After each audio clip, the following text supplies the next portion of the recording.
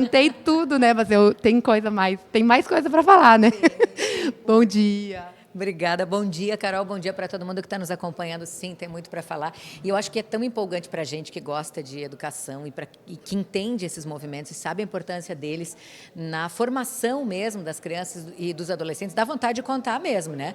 A nossa ideia partiu disso, a gente vem ouvindo muito, né? As escolas, primeiro, fechadas nos finais de semana e as nossas escolas com estruturas boas, importantes, que poderiam sediar atividades para esses movimentos, tanto o movimento escoteiro quanto o tradicionalista, e tantos outros. Esse é um primeiro passo que a gente está iniciando agora.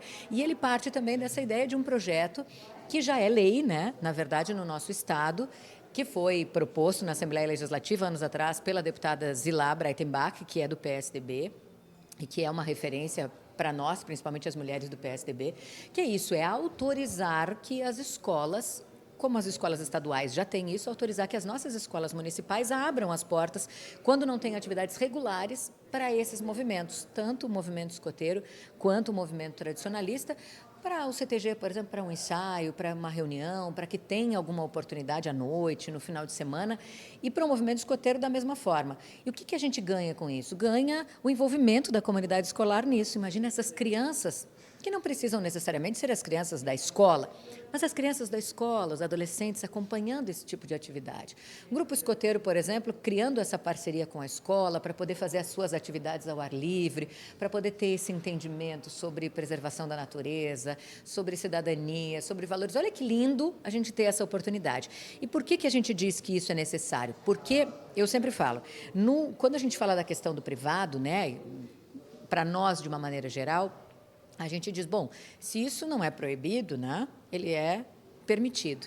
E no poder público é o contrário. Quando a gente não tem uma lei que permita, ela pode ser considerada de alguma maneira não correta, ilegal, enfim. Então a gente precisa autorizar, precisa permitir. Esses projetos, os dois, já foram os primeiros protocolados aí esse ano, já estão tramitando na casa e a gente espera que em breve eles possam vir para a discussão e que a gente possa ter isso como uma opção, não é uma obrigação. As escolas não são obrigadas a fazer isso, mas elas têm a liberdade e a possibilidade de atender esses pedidos dos CTGs e dos grupos escoteiros para ter a ampliação desses espaços e a utilização de verdade desses espaços, Carol. Muito importante destacar isso, né? A lei autoriza, né? Se quiser abrir, abre. Se não quiser, pelo menos a lei está ali, está disponível, né? E só para reforçar isso, a lei, o nosso projeto de lei traz com um termo de acordo, de cooperação com os CPMs, né, os Círculos de Pais e Mestres das escolas, para poder permitir essa abertura. Quem não tem, os professores não vão precisar ir para as escolas no fim de semana, não é essa a ideia. É que se faça esse termo de cooperação de quem cuida do quê, de como é que vai ficar a chave, essas coisas menores para serem definidas, mas autoriza, o que é muito importante. Muito legal. Parabéns, a gente vai mostrar tudo aqui, sempre com reportagens. Muito obrigada. Muito obrigada. Muito obrigada sempre pela participação de vocês, né, nos mostrarem aí para a comunidade com projetos tão importantes. Obrigada.